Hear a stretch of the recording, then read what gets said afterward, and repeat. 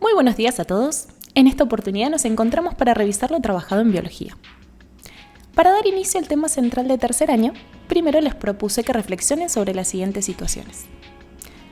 Una planta creciendo en su ambiente natural, una planta con tierra en un recipiente transparente y cerrado herméticamente, y una planta con tierra en un recipiente también herméticamente cerrado, pero en este caso el frasco es opaco. Prácticamente todos ustedes llegaron a las mismas conclusiones. Las plantas con menos posibilidades de supervivencia son las que se encuentran encerradas en los frascos, y la planta dentro del frasco opaco tiene aún menos posibilidades de sobrevivir o vive por menos tiempo, respecto a la que está encerrada en el frasco que es transparente. Y la planta que está en su ambiente natural no debería presentar grandes dificultades para sobrevivir. Pero, ¿por qué esto es así? Porque la planta y todos los seres vivos son sistemas abiertos. Necesitan intercambiar materia y energía con el medio en el que se encuentran para poder mantenerse con vida. Ahora, si una planta se encuentra encerrada en un frasco hermético, el intercambio con el ambiente se dificulta. Si el recipiente es transparente, podrá intercambiar energía. Por ejemplo, recibe energía lumínica del sol y libera energía térmica como resultado de su actividad metabólica. ¿Pero qué sucede con la materia? En esta condición, la planta no puede recibir materia ni liberarla. No hay intercambio. No puede recibir el dióxido de carbono necesario para realizar fotosíntesis y no puede liberar al ambiente el oxígeno que se produce durante este proceso. El dióxido de carbono, los minerales, el agua que necesita se acaban cuando se termina lo que se encuentra en la tierra y en el aire que están encerrados con ella. Y todo lo que la planta libere queda atrapado en el interior del frasco. En este caso, el sistema que se forma se considera cerrado. ¿Por qué no sobrevive una planta en un frasco cerrado herméticamente y opaco? Porque se encuentra formando parte de un sistema que en este caso es aislado. En esta situación no solo no puede intercambiar materia, sino que tampoco puede intercambiar energía. Por ejemplo, la energía lumínica del sol no puede llegar a la planta. Entonces, para que un ser vivo pueda mantenerse con vida, necesita un intercambio constante con el medio en el que se encuentra. A esto se lo conoce como función de relación. Un ser vivo se relaciona con el ambiente en el que se encuentra a través del intercambio de información. Veamos. El perro en este caso, por ejemplo, recibe el calor del sol, ve el frisbee, siente el pasto en sus patas mientras corre, olfatea lo que se encuentra a su alrededor, percibe la brisa del viento, incorpora oxígeno del ambiente, etcétera, etcétera, etcétera. Al mismo tiempo, el perro se desplaza tratando de atrapar ese frisbee, jadea para eliminar el calor de su cuerpo, exhala dióxido de carbono, etcétera, etcétera, etcétera. Ahora, esta interacción de un ser vivo con el medio en el que se encuentra, o incluso con el propio medio interno del organismo, se da siempre siguiendo una serie de eventos ordenados, secuenciados, que se analizan por medio de lo que se conoce como modelo estímulo-procesamiento-respuesta, que nos permite simplificar su estudio. En la interacción con el medio, lo primero en darse es la aparición del estímulo. Es la señal, la información que recibe el ser vivo del medio. Si analizamos el ejemplo del perro que vemos en el video, ese estímulo es, por ejemplo, el frisbee. La señal se capta, se recibe de alguna manera. En general, hay una estructura que es la encargada de cumplir con esta función, como pueden ser los órganos de los sentidos.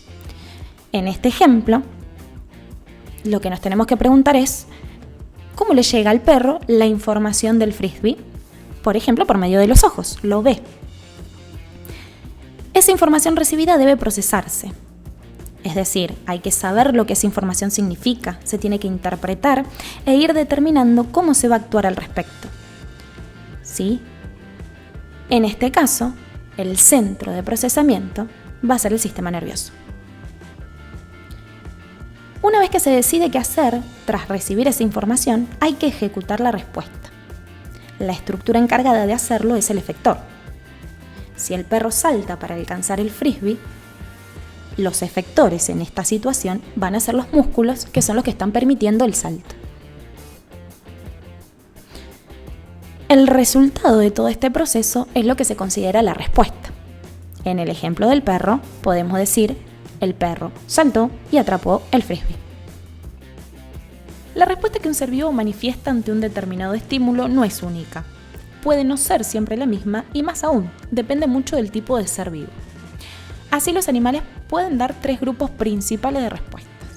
Una de ellas son las motoras, es decir, todas aquellas respuestas que impliquen movimiento, el uso de los músculos.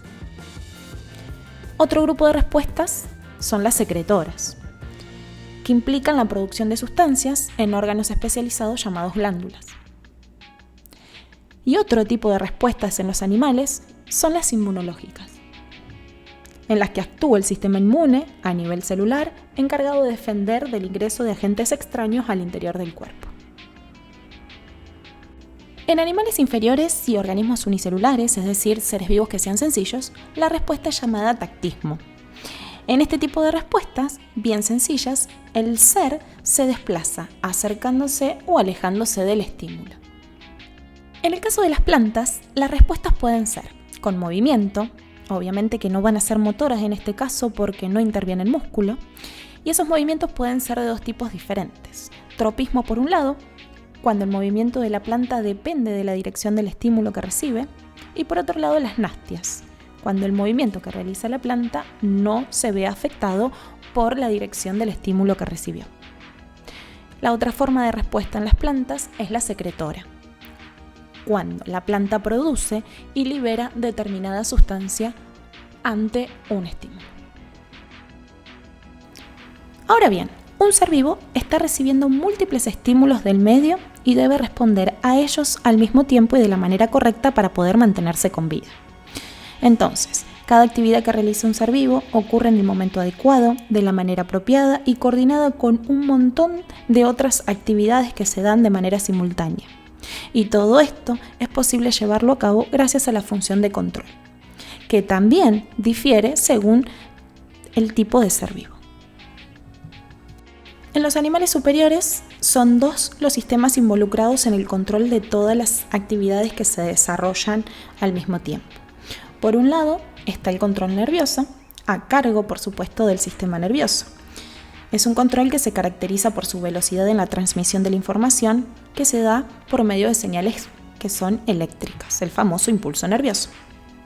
Por otro lado está el control endocrino, que actúa más lentamente, aunque en general su acción suele ser más prolongada, implica la producción, liberación y circulación de sustancias que son llamadas hormonas. En las plantas el control es mucho más limitado. Para poder coordinar sus funciones, los distintos tejidos de las plantas elaboran y distribuyen sustancias que se van a llamar fitohormonas, aunque no son hormonas reales. Para poder llevar a cabo todas estas funciones, es imprescindible que el ser vivo mantenga equilibradas las condiciones de su medio interno. Esto se logra a través de la función de regulación, que se lleva a cabo por medio de un proceso llamado homeostasis. Como dijimos, el objetivo es estabilizar y restablecer las condiciones internas cuando se produce algún cambio. En las actividades que estuvieron resolviendo, analizamos ejemplos en particular: termorregulación y osmorregulación. La termorregulación, como el término lo indica, implica la regulación de la temperatura. Todos los procesos vitales que se dan en un organismo funcionan correctamente a cierta temperatura corporal. Si hay algo que hace que esa temperatura descienda o ascienda por encima de un valor que es óptimo, diferentes mecanismos internos de homeostasis participan para hacer que esa temperatura vuelva al valor que es apropiado y de este modo se restablece esa condición. Por ejemplo, ¿por qué transpiramos cuando hacemos alguna actividad física intensa? La actividad hace que nuestra temperatura corporal óptima, alrededor de los 37 grados centígrados, ascienda. Entonces se ponen en juego los procesos necesarios para disminuirla y comenzamos a transpirar. ¿Y por qué tiritamos cuando hace frío? En este caso la temperatura corporal desciende y los mecanismos internos de homeostasis deben hacer que ascienda nuevamente. Entonces las contracciones musculares colaboran con esto generando calor. La osmorregulación, por su parte, permite mantener en equilibrio las cantidades de sales y agua del medio interno que son apropiadas a cada ser vivo. De esta manera, si durante el día bebemos mucha agua, nuestra orina será más diluida. estamos eliminando el agua que tenemos en exceso. En cambio, nuestra orina será más concentrada cuando debamos conservar agua. Por supuesto que cada ser vivo, según su especie, cuenta con mecanismos particulares para regular las condiciones de su medio interno.